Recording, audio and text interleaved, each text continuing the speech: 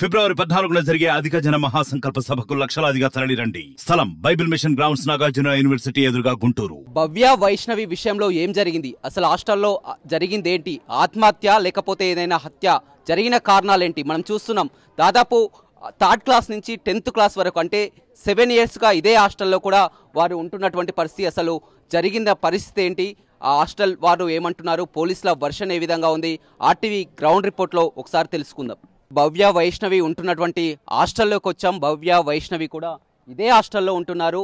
భవ్య 3వ తరగతి నుంచి 10వ తరగతి వరకు, అంటే 3rd క్లాస్ అంటే కూడా మనం చూడొచ్చు చాలా చిన్న ఏజీ నుంచి కూడా, చిన్నప్పటి నుంచి కూడా 7 సంవత్సరాలుగా ఇదే హాస్టల్లో పెరిగిందని చెప్పవచ్చు. ఇక్కడి నుంచే ప్రతినిత్యం దగ్గరలో ఉన్నటువంటి స్కూల్కు వెళ్ళేది. స్కూల్కి అదేవిధంగా హాస్టల్కి ఒక 2 కిలోమీటర్ డిస్టెన్స్ ఉంటుంది. ప్రతిరోజు కూడా ఆటోలో హాస్టల్కి వెళ్ళినది. అదేవిధంగా ఆ రోజు ఏం జరిగిందంటే, రాత్రి ఎగ్జాక్ట్గా చూసినట్లయితే మొత్తం విద్యార్థులంతా కూడా భోజనం చేయడానికి కిందికి రావడం జరిగింది. కానీ భవ్య వైష్ణవి మాత్రం భోజనానికి రాలేదు.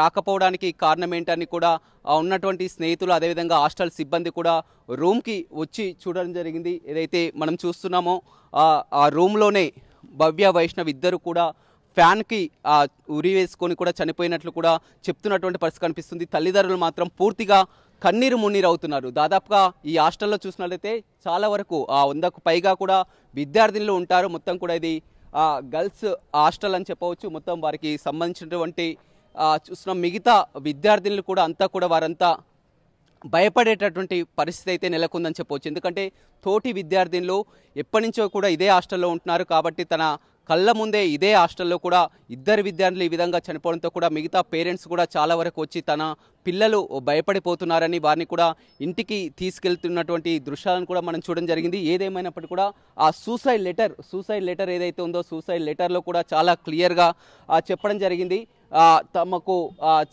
కానీ ఆ సూసైడ్ లెటర్ చెప్తున్నటువంటి ప్రకారం భవ్య సోదరుడు మాత్రం ఇది తమ చెల్లె రాసినటువంటి హ్యాండ్ రైటింగ్ కాదు, ఖచ్చితంగా సూసైడ్ లెటర్ ఆమె రాసిందని కాదని చెప్తున్నారు. ప్రతినిత్యం వీరికి కావాల్సినటువంటి మొత్తం కూడా హాస్టల్ పిల్లలకు ఉంటున్నటువంటి కిచెన్ అనేది ఇక్కడే ఉంటుంది. మొత్తం కూడా వారంతా ఇక్కడ వారికి కావాల్సినటువంటి భోజనాలు కూడా అన్ని ఏర్పాటు చేసి కూడా రూమ్కు తీసుకెళ్తుంటారు. ఇదే క్రమంలో కూడా రాత్రి భోజనానికి మాత్రం రాలేదు.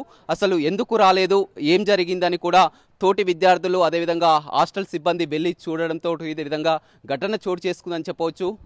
మొత్తం మీద ఎంతో చిన్నారి, ఎందుకంటే 3rd క్లాస్ నుంచి కూడా వచ్చిందంటే మనం అర్థం చేసుకోవచ్చు. 3rd క్లాస్ అంటే చిన్న వయసులోనే, మొత్తం ఒక 3rd క్లాస్లోనే ఇక్కడికి రావడం జరిగింది. 10th అయితే దాదాపు మళ్ళీ ఒక నెక్స్ట్ మంత్ అయితే 10th ఎగ్జామ్స్ కూడా పూర్తవుతాయి. హాస్టల్ నుంచి వెళ్తుంది. కానీ ఇంతలోనే ఈ విధమైనటువంటి ఘటన చోటు చేసుకోవడం, అదేవిధంగా ఈ ఆత్మహత్యపై కూడా పలు అనుమానాలు వ్యక్తం అవుతున్నాయి. తమ కూతురు ఆత్మహత్య చేసుకునేంత పిరికిది కాదు, ఖచ్చితంగా పలు అనుమానాలు వ్యక్తమవుతున్నాయని చెప్తున్నారు. వైష్ణవి తండ్రి కూడా కొద్దిసేపటి మాట్లాడడం జరిగింది. వైష్ణవికి తల్లి కూడా లేదు, తల్లిని కూడా కోల్పోయినటువంటి పరిస్థితి. వైష్ణవికి తండ్రి ఒక్కరే ఉన్నారు. ఆ తండ్రి కూడా సాయంత్రం వరకు కూడా తమ కూతురు 7 గంటల సమయంలో తనతో ఫోన్లో మాట్లాడి కూడా డబ్బులు వేయమని చెప్పినా కానీ ఆటో డ్రైవర్కు తాను డబ్బులు వేశానని మాట్లాడిన తర్వాత దాదాపు 8 గంటల సమయంలో తనకు మళ్ళీ ఫోన్ కాల్ వచ్చింది.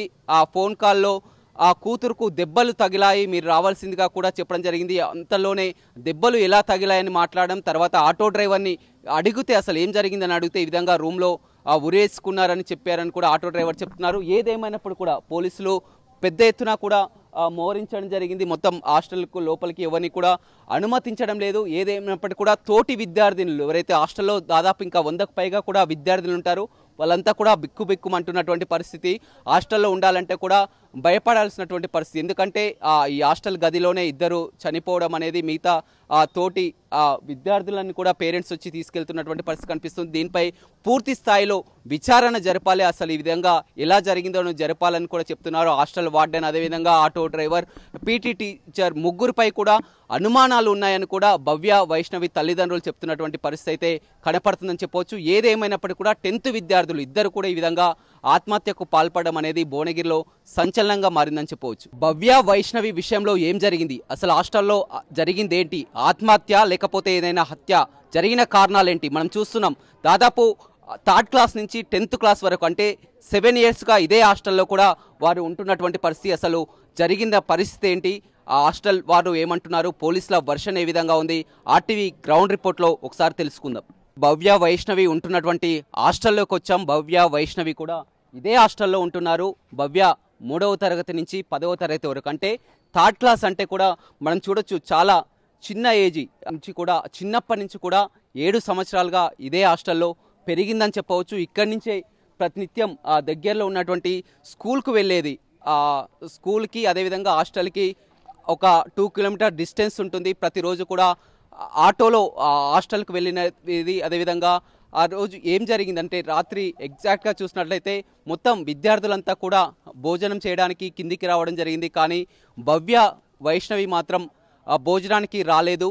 రాకపోవడానికి కారణం ఏంటని కూడా ఉన్నటువంటి స్నేహితులు అదేవిధంగా హాస్టల్ సిబ్బంది కూడా రూమ్కి వచ్చి చూడడం జరిగింది. ఏదైతే మనం చూస్తున్నామో ఆ రూమ్లోనే భవ్య వైష్ణవి ఇద్దరు కూడా ఫ్యాన్కి ఉరి వేసుకొని కూడా చనిపోయినట్లు కూడా చెప్తున్నటువంటి పరిస్థితి కనిపిస్తుంది. తల్లిదండ్రులు మాత్రం పూర్తిగా కన్నీరు మున్నీరు అవుతున్నారు. దాదాపుగా ఈ హాస్టల్లో చూసినట్లయితే చాలా వరకు 100కు పైగా కూడా విద్యార్థినులు ఉంటారు. మొత్తం కూడా ఇది గర్ల్స్ హాస్టల్ అని చెప్పవచ్చు. మొత్తం వారికి సంబంధించినటువంటి చూసిన మిగతా విద్యార్థినులు కూడా అంతా కూడా వారంతా భయపడేటటువంటి పరిస్థితి అయితే నెలకొందని చెప్పవచ్చు. ఎందుకంటే తోటి విద్యార్థినులు ఎప్పటి నుంచో కూడా ఇదే హాస్టల్లో ఉంటున్నారు కాబట్టి తన కళ్ళ ముందే ఇదే హాస్టల్లో కూడా 2 విద్యార్థులు ఈ విధంగా చనిపోవడంతో కూడా మిగతా పేరెంట్స్ కూడా చాలా వరకు వచ్చి తన పిల్లలు భయపడిపోతున్నారని వారిని కూడా ఇంటికి తీసుకెళ్తున్నటువంటి దృశ్యాలను కూడా మనం చూడడం జరిగింది. ఏదేమైనప్పటికీ కూడా ఆ సూసైడ్ లెటర్ ఏదైతే ఉందో సూసైడ్ లెటర్లో కూడా చాలా క్లియర్గా చెప్పడం జరిగింది తమకు. కానీ ఆ సూసైడ్ లెటర్ చెప్తున్నటువంటి ప్రకారం భవ్య సోదరుడు మాత్రం ఇది తమ చెల్లె రాసినటువంటి హ్యాండ్ రైటింగ్ కాదు, ఖచ్చితంగా సూసైడ్ లెటర్ ఆమె రాసిందని కాదని చెప్తున్నారు. ప్రతినిత్యం వీరికి కావాల్సినటువంటి మొత్తం కూడా హాస్టల్ పిల్లలకు ఉంటున్నటువంటి కిచెన్ అనేది ఇక్కడే ఉంటుంది. మొత్తం కూడా వారంతా ఇక్కడ వారికి కావాల్సినటువంటి భోజనాలు కూడా అన్ని ఏర్పాటు చేసి కూడా రూమ్కు తీసుకెళ్తుంటారు. ఇదే క్రమంలో కూడా రాత్రి భోజనానికి మాత్రం రాలేదు. అసలు ఎందుకు రాలేదు, ఏం జరిగిందని కూడా తోటి విద్యార్థులు అదేవిధంగా హాస్టల్ సిబ్బంది వెళ్ళి చూడడంతో ఇదే విధంగా ఘటన చోటు చేసుకుందని చెప్పవచ్చు.